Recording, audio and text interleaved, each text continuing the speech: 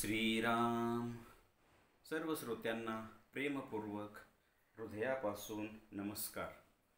श्रोते हो, आपण स्वामी विद्यानंद यांच्या भावार्थ रामायण संक्षिप्त या ग्रंथाच्या आधारे निर्माण झालेला मला भावलेले भावार्थ रामायण अर्थात आत्मपरायण हा ग्रंथ आपण पाहत आहोत. आज सुंदरकांडातील अध्याय 19 लंका दहन व या अध्यायातील साधकाच्या दृष्टीने पाहू यामधील सुद्धा जो उर्वरित भाग आहे तो आपण आज इथे पाहणार आहोत.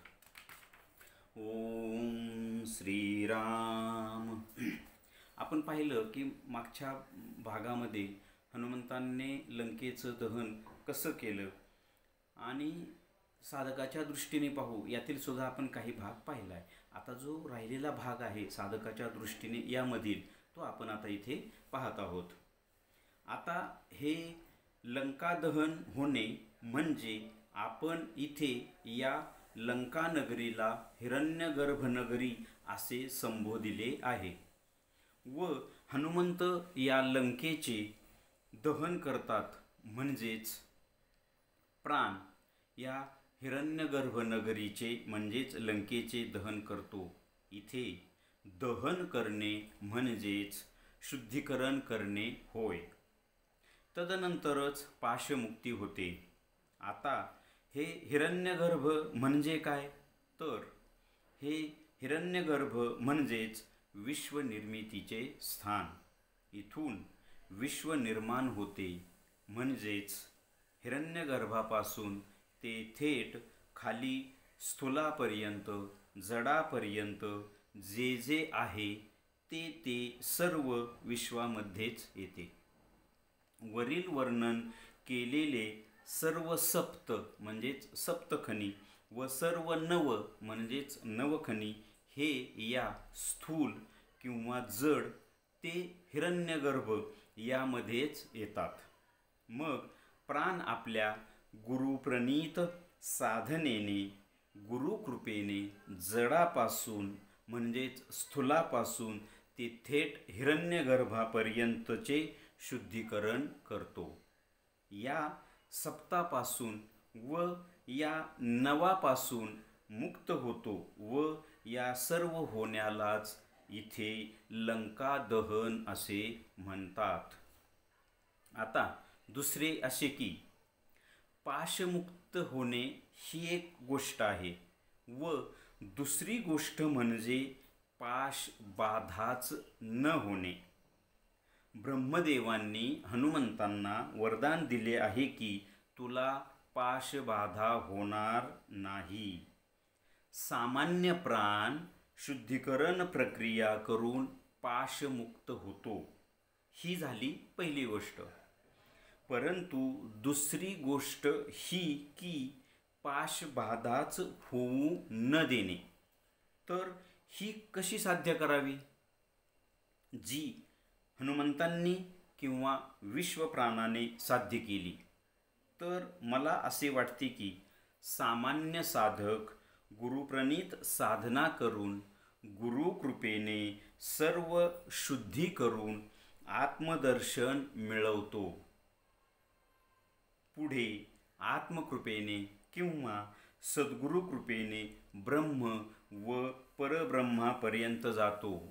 तेव्हा तो या सर्व प्रकारच्या पाशापासून मुक्त होतो व आता तोच परब्रह्मस्वरूप झालेला साधक त्या परब्रह्मरूप चैतन्य शक्तीला घेऊन अवतरण करीत थेट खाली जडापर्यंत म्हणजेच स्थूलापर्यंत घेऊन येतो. तेव्हा त्याला त्या पाशांची बाधाच होत नाही. इथे पाशमुक्ती तर हा प्रश्नच नाही परंतु पाशबाधा सुद्धा नाही.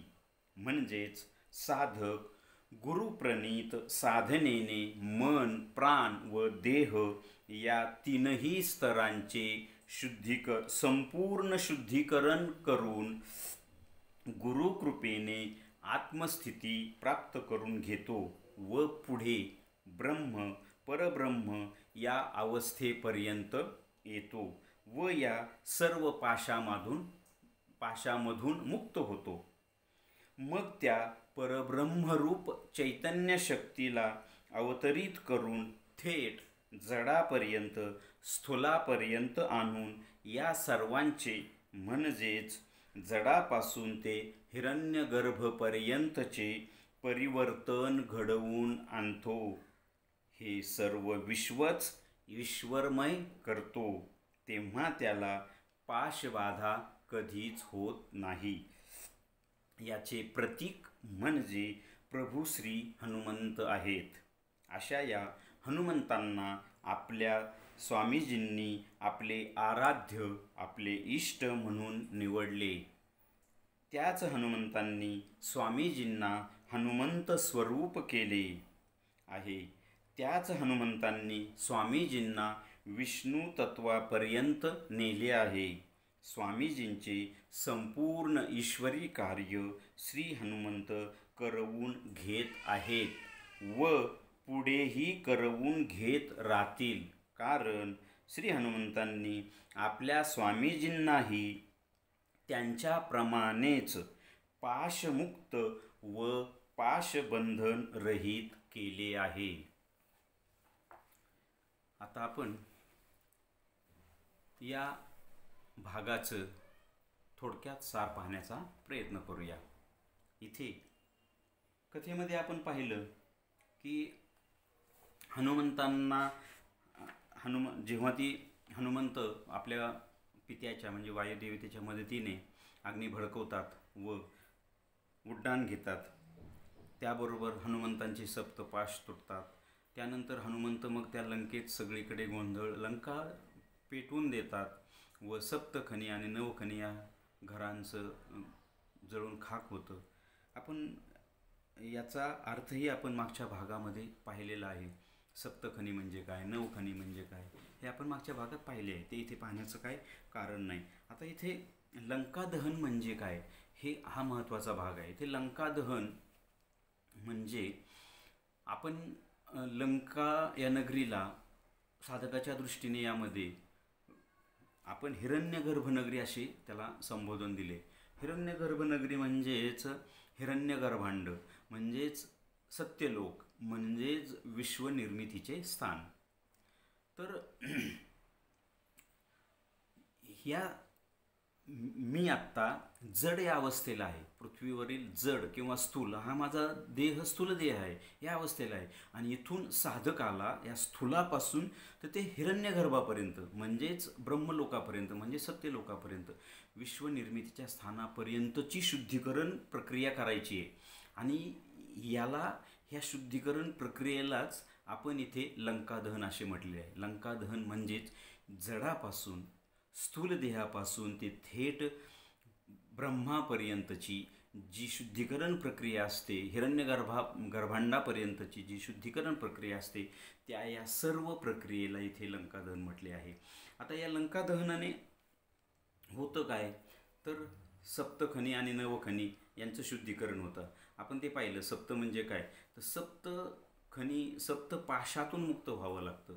म्हणजे साधकाचा सामान्य प्राण हा जेव्हा शुद्धीकरण प्रक्रिया करून घेतो, स्वतःच्या ठिकाणी बलवान होतो आणि ऊर्ध्वाशी झेप घेतो, तेव्हा तो या सप्तचक्रांचं भेदन करून सहस्रदल कमलात येतो, आत्मसाक्षात्कार करून घेतो आणि तिथूनही तो ऊर्ध्वाशी झेप घेऊन विश्वात्मक स्तरावर म्हणजेच ब्रह्मस्तरावर जातो. आणि हे जे तो उड्डाण घेतो ते उड्डाण घेताना ही संपूर्ण शुद्धीकरण प्रक्रिया होते. इथे साधकाच्या स्वतःच्या देहाची तर होतेच, परंतु तो जेव्हा सहस्रदल कमलातून ऊर्ध्व प्रवास सुरू करतो तेव्हा या वैश्विक स्तराचं तो शुद्धीकरण करायला सुरुवात होतो. आणि याला धरून इथे लंकादहन असं म्हटलेलं आहे. आणि हे होत असताना सप्तपाश यामधून त्याची मुक्ती होत असते. परंतु इथे हनुमंतांना ब्रह्मदेवाने असं वरदान दिलेलं आहे की सप्तपाशांची बाधाच होणार नाही. सप्तपाशातून मुक्त होणं ही गोष्ट वेगळी आणि सप्तपाशांची बाधाच होणार नाही. म्हणजे साधक हे जी ऊर्ध्व उड्डाण घेतो तेव्हा तो सप्तपाशातून मुक्त होतो.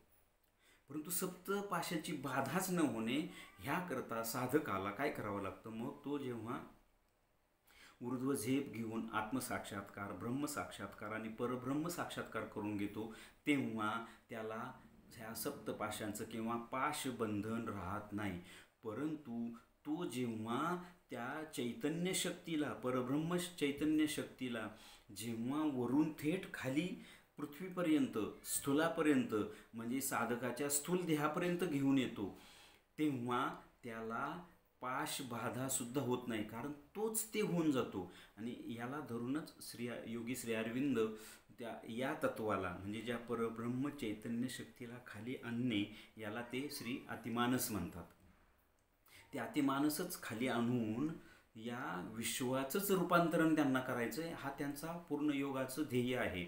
साधकसुद्धा हेच करतो. तो जेव्हा ही ऊर्ध्व झेप घेऊन परब्रह्म अवस्थेला जातो, तेव्हा पाशबाधा होत नाही, त्याला पाशमुक्त होतो तो.